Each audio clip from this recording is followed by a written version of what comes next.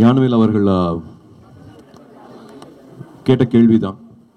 2006 இப்பவும் முதல் தலைமுறை மாணவர்கள் இருக்காங்க.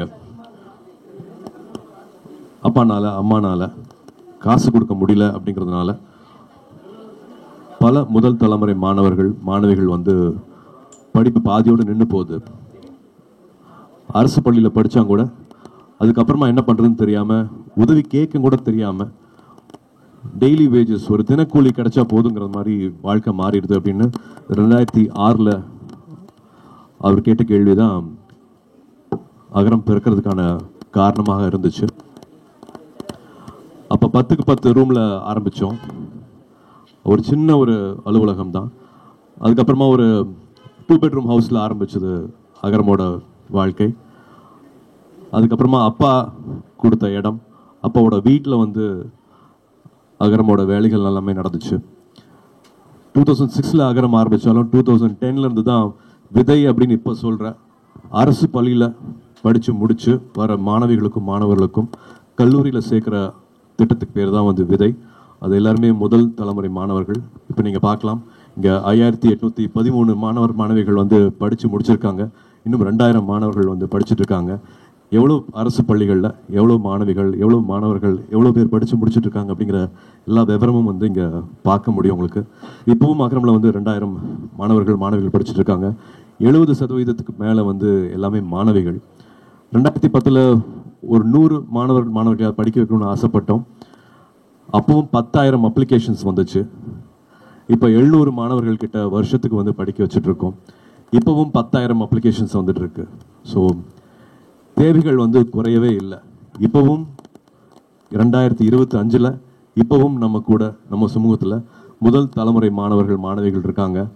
காசு இல்லை அப்படிங்கிற ஒரே காரணத்துக்காக, அப்பானால் படிக்க வைக்க முடியாது, அம்மானால் படிக்க வைக்க முடியாது, என் பிள்ளையை படிக்க வைக்க முடியல அப்படின்னு நினைக்கிற பல குடும்பங்களில் இந்த நிலவரங்கள் இருக்குது.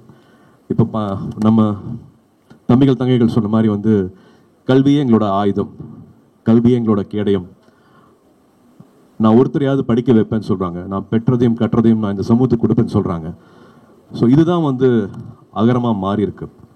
அகரம் எதனால வந்து இன்னும் 20 வருஷம் ஆக போகுது.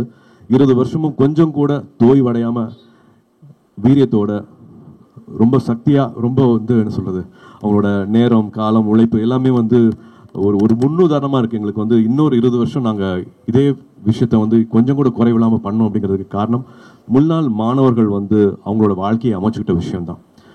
தனக்கு மட்டும் பண்ணிக்காமல், தான் குடும்பத்துக்கு மட்டும் பண்ணிக்காமல், இப்போ மாணவிகள்லாம் வந்து அவங்களோட பிள்ளைகளுக்கு மட்டும் பண்ணிக்காமல் இந்த சமூகத்தையும் சேர்ந்து அவங்க யோசிக்கிறது தான் வந்து அகரமில் இருக்கிற ஒரு மாணவிகளையும் வந்து கொஞ்சம் கூட எந்த குறையும் இல்லாமல் என்னெல்லாம் செய்ய முடியுமோ செஞ்சிடணும் அப்படின்னு ஆசைப்பட்டோம். 20 வருஷத்துக்கு அப்புறமா இப்போ இந்த இடம் கிடச்சிருக்கு. ஏதாவது சந்தேகம் இருந்தால் அதையும் சொல்லிடுறேன். இது வந்து படிப்புக்காக கொடுக்குற நன்கொடையில் பண்ண இடம் கிடையாது. இது நீங்கள் எனக்கு கொடுக்குற வாய்ப்பு, எனக்கு இருக்கிற வருமானத்து மூலமாக பண்ண பில்டிங் தான் இது. பட் நன்கொடையாக வர ஒரு காசும் படிப்பு சார்ந்த செலவுகளுக்கு மட்டுமே தான் வந்து அதை பயன்படுத்திகிட்டு இருக்கோம். ஸோ இதை திரும்பி நான் ஏன் சொல்கிறேன் அப்படின்னா, 10,000க்கு மேலே அப்ளிகேஷன்ஸ் இன்னும் அரசு பள்ளிகள்லேருந்து வந்துட்டு இருக்கு. அவங்களுக்கான தேவைகள் அதிகமாக இருக்குது. வருஷத்துக்கு வந்து நாங்கள் இப்போவும் 700 மாணவர்கள் கிட்ட தான் அவங்களோட வாழ்க்கையை தொட முடியுது, மாற்ற முடியுது. இன்னும் நிறையா அன்பு தேவைப்படுது, இன்னும் நிறையா பேர்த்தோட பிளெஸிங்ஸ் தேவைப்படுது. பணம் மட்டும் இல்லாமல் உங்கள் எல்லாத்தோட நேரம் தேவைப்படுது.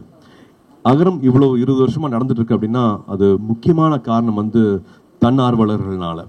ஒரு உதாரணத்துக்கு வந்து சொல்லணும்னா, கல்வராயன் மலை இருக்குது, ஜவாது மலை பக்கத்தில் வந்து கல்வராயன் மலை இருக்குன்னா அங்கேருந்து ஒரு அப்ளிகேஷன் வருது. அந்த அப்ளிகேஷன் போட்ட மாணவரோட வீட்டுக்கு போய் சேர முடியல.